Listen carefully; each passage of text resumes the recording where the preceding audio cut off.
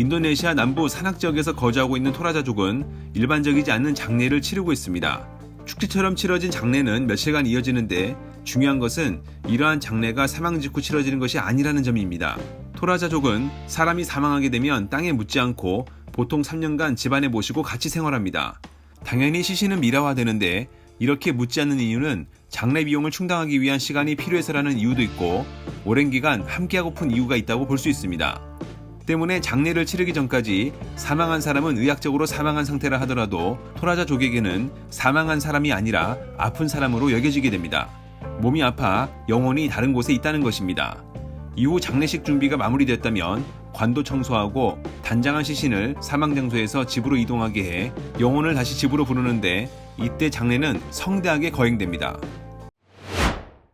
파푸아 뉴기니의 다니족은 슬픈 일이 발생하게 되면 관습적으로 극단적인 행동을 보여줬습니다.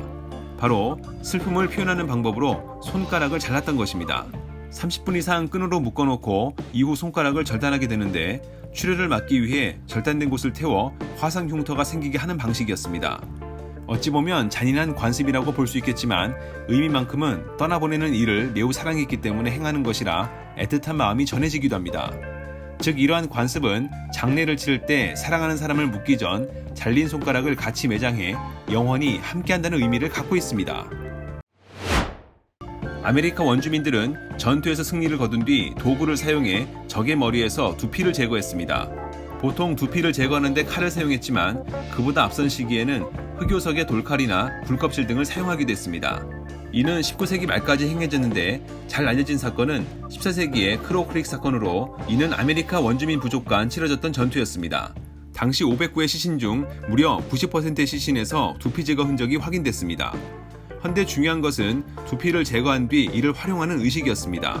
바로 두피라는 의미를 지닌 스캘프와 춤을 의미하는 댄스가 결합한 스캘프 댄스라는 축하의식입니다. 전투에서 승리한 부족은 가져온 두피를 손질하고 스캘프 댄스를 준비하는데 두피를 가져온 전사들만 원을 그리며 춤을 출 수 있고 춤의 중심에는 소녀들이 두피를 장대에 꽂아 하늘을 향해 들어올리는 방식입니다. 시간이 흐를수록 춤은 광란의 흥분 상태로 이어지는데 춤을 추면서 사람들은 먼저 자신을 찬양합니다.